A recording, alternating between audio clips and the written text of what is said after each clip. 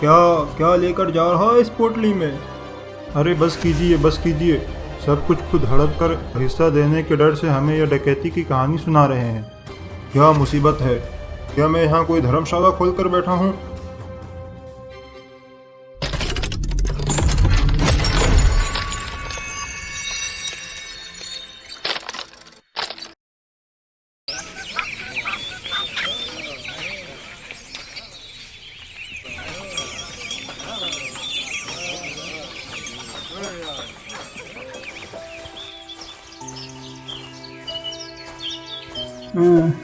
आज आज ज़मींदार साहब के घर से काम ख़त्म करके लौटने में बहुत देर हो गई।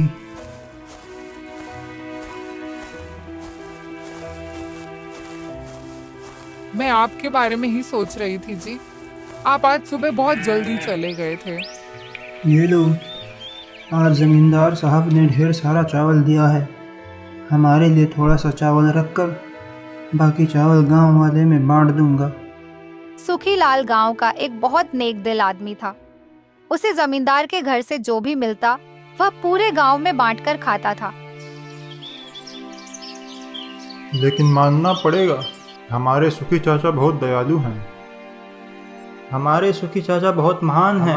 हमारे सुखी चाचा बहुत महान हैं। सब ऊपर वाले का करम है बेटा। इसी तरह समय बीत रहा था कि अचानक गांव में सूखा पड़ गया। कई महीनों तक बारिश नहीं हुई। खेतों की सारी फसलें सूख गईं। खाने की कमी के कारण गांव में लोगों की मौत होने लगी।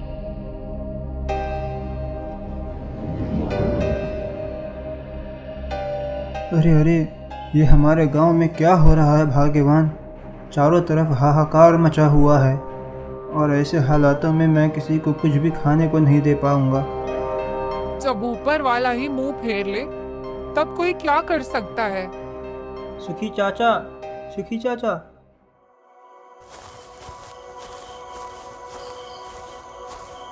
सुखी चाचा, घर में खाने के लिए कुछ भी नहीं है। मेरा बेटा कल से रो रहा है।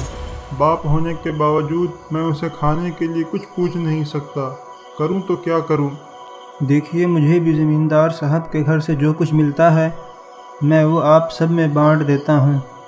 मेरा विश्वास कीजिए, आज 1 महीना हो गया है लेकिन ज़मींदार साहब के घर से मुझे कुछ नहीं मिला है।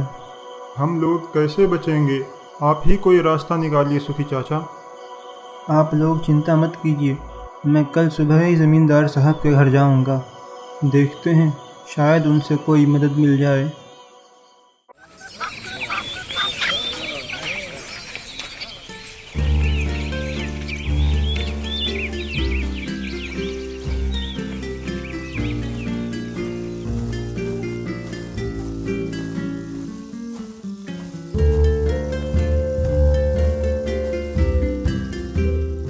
सारी बातें सुनने के बाद जमींदार साहब ने कुछ रुपये और बहुत सारा दाल चावल देकर सुखी चाचा को विदा किया। मैं आपका कैसे धन्यवाद करूं ज़मींदार साहब। आपका भला हो, मेरी यही कामना है।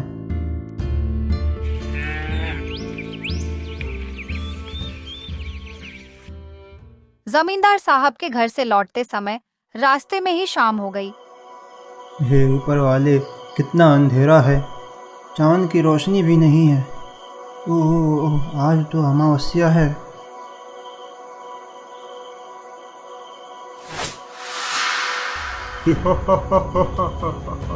क्या क्या लेकर जा रहा है इस पोटली में? मैं वो इसमें थोड़े पैसे और खाने का कुछ सामान लेकर जा रहा हूँ, और कुछ नहीं है इसमें। तो क्या तू ये सब हमें प्यार से देगा या फिर हम इसे छीन कर ले लें? मेरे गांव वाले ने कई दिनों से कुछ नहीं खाया है। आप लोग दया कीजिए, मुझसे ये सब मत छीनिए। इस बुढ़े से सारा सामान छीन लो।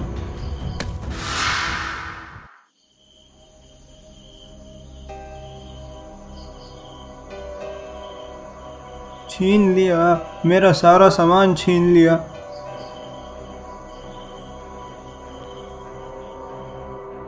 अरे ये क्या, आपकी ये हालत कैसे हुई? आप कहीं गिर गए थे क्या? जमींदार साहब ने कुछ नहीं दिया? भाग्यवान ज़मींदार साहब ने बहुत कुछ दिया था। वो आते समय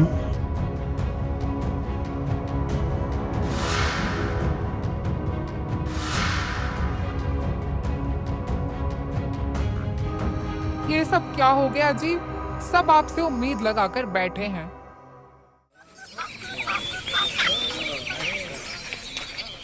सुबह होते ही सारे गांव वाले बड़ी उम्मीद के साथ सुखी चाचा के घर पहुंचे, लेकिन सुखी चाचा के मुंह से सारी बातें सुनकर ज़मींदार साहब ने बहुत कुछ देकर हमारी मदद की थी, लेकिन लौटते समय डकैतों ने मुझे घेर कर मुझसे सब कुछ छीन लिया, सब कुछ। अरे बस कीजिए, सब कुछ खुद हड़प कर हिस्सा देने के डर से हमें यह डकैती की कहानी सुना रहे हैं। ये तुम क्या बेकार की बातें कर रहे हो? हम सुखी चाचा को ऐसा नहीं कह सकते। उन्होंने पहले तो कभी ऐसा नहीं किया। अरे पहले कभी नहीं किया तो अब भी नहीं कर सकते? इस बात की क्या गारंटी है? पता है ना, इंसान रातों रात बदल जाता है। हाँ वो तो है। क्या आज आप लोग भी मुझ पर शक कर रहे हैं? अरे रे रे रे, अब ये दिन भी देखना बाकी रह गया था। हे ऊपर वाले।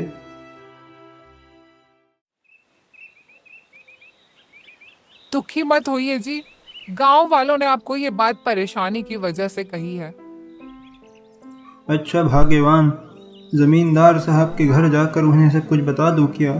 ये तो बहुत अच्छा विचार है जी। फिर सुखी चाचा दोबारा जमींदार के घर जाते हैं।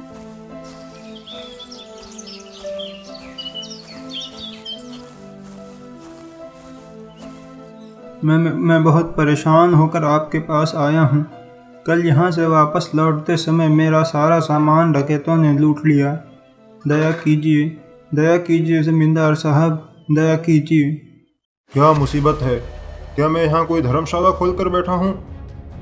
सुखीलाल, तुम्हें पता है ना, मैं तुम्हें इस बार की पगार दे चुका हूँ। मेरे पास अब तुम्हारे लिए कुछ भी नहीं है, तुम जा सकते हो। सुखी चाचा बहुत उदास हो गए।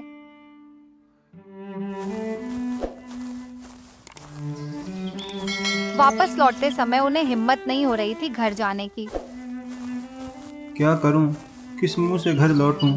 निर्मला इतने सालों से मेरे साथ रह रही है, लेकिन कभी हमें ऐसी मुसीबत का सामना नहीं करना पड़ा। सुखी चाचा अपने दुख में खोए जंगल की ओर चल पड़े और उन्हें पता भी नहीं चला। अरे मैं तो जंगल के बहुत अंदर आ गया। हे ऊपर वाले, ये कैसी आवाज़ है? जब सुखी चाचा ने वहां जाकर देखा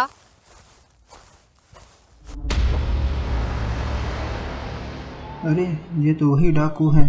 लगता है इन पर किसी जानवर ने हमला किया है। सुखी चाचा ने देखा कि उनसे लूटे हुए सामान वहीं पास में ही रखे हुए हैं और बाकी लूट का सामान भी। लगता है ये ऊपर वाले का इशारा है। सुखी चाचा वह सारा सामान अपने घर ले आते हैं और फिर गांव वालों में बांट देते हैं। हमें माफ़ कर दीजिए सुखी चाचा, हमने आप जैसे दयावान आदमी पर शक किया। हम बहुत परेशान थे, इसीलिए हमसे ऐसी गलती हो गई। हमें माफ़ कर दीजिए। कोई बात नहीं बेटा, मुझे तो खुशी इस बात की है कि हमारी परेशानियां दूर हो गई।